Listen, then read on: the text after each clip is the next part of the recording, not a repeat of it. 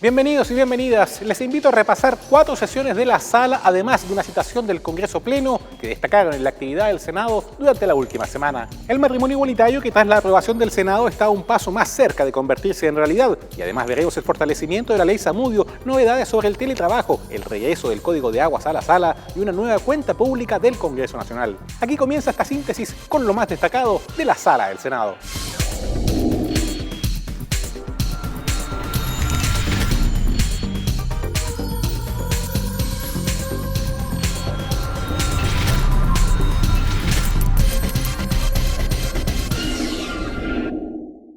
Partimos con la histórica aprobación del matrimonio igualitario en la sala del Senado. Con la presencia de agrupaciones vinculadas a las minorías sexuales mediante 3 votaciones, la sala aprobó el primer trámite del matrimonio igualitario en Chile en la búsqueda de la igualdad al interior de las familias. Precisamente para ello, se hacen las adecuaciones necesarias a la legislación de familia, se elimina la distinción entre hombre y mujer como únicos componentes del matrimonio, se reconoce la calidad de progenitores en ambos cónyuges y con ello la relación de filiación a las parejas de un mismo sexo para adopción de hijos, pero en un aspecto más bien general. En el caso de parejas de mujeres hay reglas especiales para la filiación de un hijo concebido mediante la aplicación de técnicas de reproducción humana asistida y, por cierto, se reconocen las nupcias contraídas en el extranjero, entre otros aspectos. Ahora será la Cámara de Diputadas y Diputados la que se pronuncie sobre el futuro de este esperado proyecto de ley. Estos logros, estos avances, por cierto, están llenos de frenos conservadores. Que este debate legislativo no es posible, sino con la valentía que han demostrado las organizaciones de la disidencia sexual, que desde hace más de 20 años, 30 años han organizado en nuestro país, han dado una lucha valiente y dolorosa, y ya han logrado abrir estos caminos para consagrar en la ley el matrimonio igualitario como un derecho humano libre de vivir y de instalar en una sociedad con un nuevo orden civilizatorio. El gobierno divide a los que debiera unir en esta materia, buscando el aplauso fácil.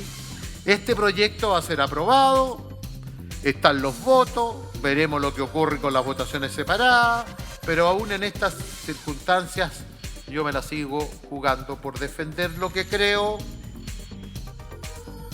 correcto. Insisto, no demonizamos absolutamente a nadie. Creemos que no es un buen proyecto para la sociedad chilena. Creemos que el presidente se equivocó. Nadie está negando los derechos que puedan tener.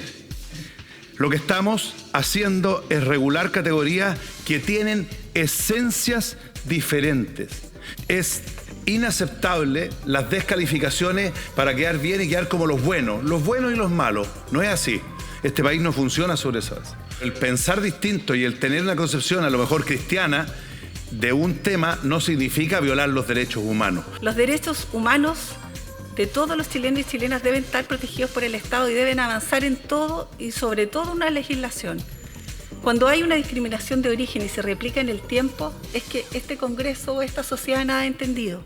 Y yo valoro históricamente el punto que hoy día me permite estar aquí defendiendo este proyecto, anunciando sin duda mi voto a favor, pero además haciendo justicia.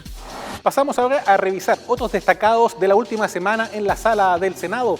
La moción de los senadores José Miguel Insulza, Adriana Muñoz, Álvaro Elizalde, Alejandro Guiller y Juan Ignacio Latorre para fortalecer la actual ley Zamudio comenzó a ser votada ampliando sus alcances, redefiniendo conceptos de discriminación en distintos planos y aumentando las sanciones. Si bien se concretaron 3 votaciones, aún restan al menos otras 6 antes de despachar este proyecto a segundo trámite a la Cámara. En realidad lo que se está objetando son los artículos que mejoran sustantivamente desde nuestro punto de vista la ley Zamudio, que es una buena ley. Y una de las primeras es que se ha mencionado mucho, es la falta en la legislación nacional de un órgano encargado de analizar, estudiar y promover medidas antidiscriminación. No hay una institucionalidad que entregue a los tribunales de justicia el conocimiento de acciones mediante una acción judicial, etc. Este artículo tiende a mejorar esto en todo lo posible. Yo no sé cuál fue el diseño, pero si usted dice todos los órganos y autoridades de mediación del Estado, los servicios públicos, empresas relacionadas, agencias públicas, son todos, ya, todos.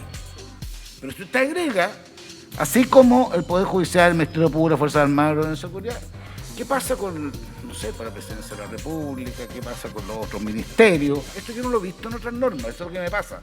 Y tras varios años de trámite y mirando de reojo el proceso constituyente, la reforma al Código de Aguas volvió a la sala del Senado.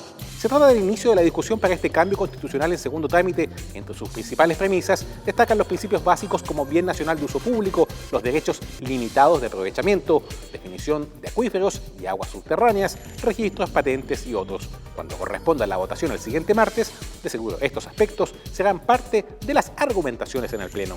Se establecen medidas inhibitorias y sanciones frente a la tenencia ociosa y especulativa de los derechos que se aprovechan. Con esto se impacta, se interviene directamente en la especulación con fines lucrativos de la constitución de derechos. Se consagra el principio de úsalo o devuélvalo, posibilitando la extinción de derechos que no se aprovechan total o parcialmente para que puedan decretarse reservas o para que vuelvan a la sociedad como bienes nacionales de uso público. Dar seguridad jurídica al ejercicio del derecho humano de acceso al agua potable y saneamiento, intensificar y complementar el carácter de uso público del agua, consagrar una nueva regulación para la constitución de nuevos derechos de aprovechamiento y proteger y reforzar la función que cumple el agua dulce en los ecosistemas terrestres. Y aprobado para hacer ley quedó el proyecto sobre teletrabajo para quienes cuiden de niños y otros durante la pandemia. La sala respaldó de forma unánime el tercer trámite de este texto que apela a trabajadores con niños menores de 12 años y personas en situación de discapacidad. Obviamente no debe haber reducción de remuneraciones para el trabajador y durará por el tiempo que se extienda la emergencia. Si ambos padres son trabajadores, cualquiera de ellos, ya sea el padre o la madre, a elección de la madre podrán hacer uso de esta prerrogativa. La segunda, si la situación se refiere a trabajadoras o trabajadores que tengan al cuidado personal de al menos de un niño o niña menor de 12 años y la autoridad adoptare medidas que impliquen el cierre de los establecimientos de educación básica o impidan la asistencia a los mismos. Y la tercera situación se aplica para aquellos trabajadores que tengan a su cuidado personas con discapacidad.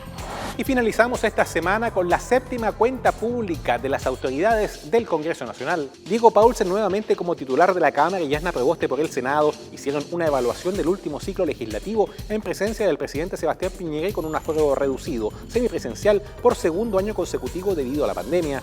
Ambos mensajes tuvieron un sello bastante político, matizado entre ambas autoridades, con valoraciones y críticas, especialmente por las ayudas a la ciudadanía en medio de esta emergencia. Concordamos un itinerario de conversaciones acerca de qué medidas tomar durante el tiempo que se prolongara la pandemia para brindar auxilio oportuno. Es lo que se conoció como la Agenda de Mínimos Comunes. Algo muy concreto y acotado, como era ofrecer alivio a las personas y familias para enfrentar la crisis sanitaria que generaba desempleo, pobreza e incertidumbre. El foco principal son las personas y sus necesidades. La última semana nos dejó materias tan interesantes como estas a destacar en la actividad del Pleno, y algunos otros hitos han sido consignados en la parte inferior de su pantalla durante todo este espacio. Por ejemplo, con la aprobación de un proyecto de acuerdo sobre residuos tóxicos en la ciudad de Arica. Más información en las redes y plataformas del Senado y sus consultas las esperamos en el correo tvsenado@senado.cl. Desde la sala de sesiones en el edificio del Congreso Nacional en Santiago, sede del proceso constituyente, y bajo todos los resguardos en materia sanitaria, como siempre agradecemos su compañía, les invitamos a compartir este video y recuerde permanecer en la sintonía del canal del Senado.